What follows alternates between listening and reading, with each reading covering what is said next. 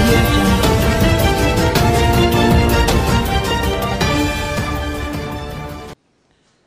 మన ప్రజలందరికీ అందుబాటులో ఉండడానికి పార్టీ కార్యక్రమాలను కూడా ఒక ప్రొఫెషనల్ విధానంలో నడిపించి ముందు తీసుకెళ్లాలని కళ్యాణ్ గారు తీసుకున్న నిర్ణయాన్ని చాలా ఆనందంగా క్యాడర్లో కూడా ఒక ఉత్సాహం నింపుతుందని నేను భావిస్తున్నాను.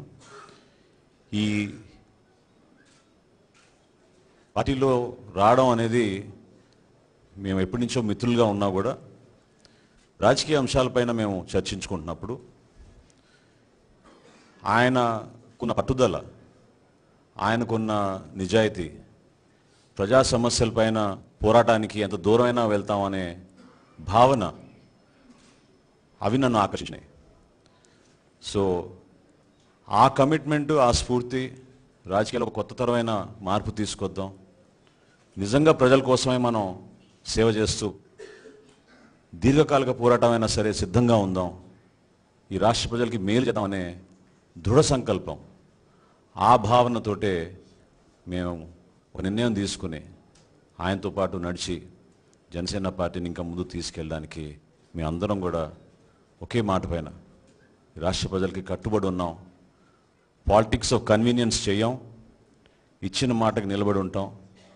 ఏ నిర్ణయాలు తీసుకుంటున్నామో దాంట్లో కాంప్రమైజ్ లేకుండా రాష్ట్ర ప్రజల కోసం, రాష్ట్ర అభివృద్ధి కోసం, తెలుగు ప్రజల కోసం ఎప్పుడు కూడా మేము ఎటువంటి త్యాగానికైనా మేము సిద్ధపడతాం, కానీ కాంప్రమైజ్ మాత్రం మేము చేయదలుచుకోలేదు.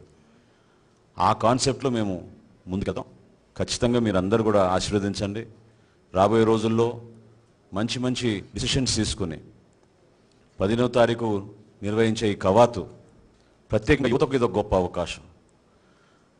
ఏ రోజైతే మనకి దేశ స్వాతంత్ర్యం కోసం అనేక మంది మహానుభావులు త్యాగాలు చేశారు, వాళ్ళ త్యాగాల్ని మర్చిపోకూడదు.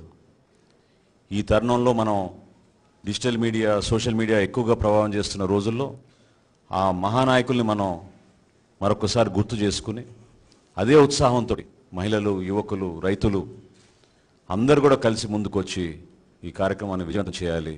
తద్వారా రాష్ట్రం అంతటా కూడా జన సైనికులందరూ కూడా ఇంటింటికి వెళ్ళి పవన్ కళ్యాణ్ గారు తీసుకున్న మంచి నిర్ణయాలు, మన మేనిఫెస్టో, దీన్ని ఇంకా ముందుకు తీసుకెళ్ళి విస్తృత ప్రచారం చేయాల్సిన బాధ్యత అందరిపైన ఉంది. చాలా ఆనందంగా ఉంది, గర్వపడుతున్నాను. నా కమిట్మెంట్ ఏంటంటే మేమిద్దరం కూడా ఆలోచించుకున్న కొన్ని అంశాలు ఒక పదం కూడా తేడా లేకుండా ఆ నిర్ణయం తీసుకున్నాం. ఇది భగవద్ నిర్ణయంగా నేను భావిస్తున్నాను.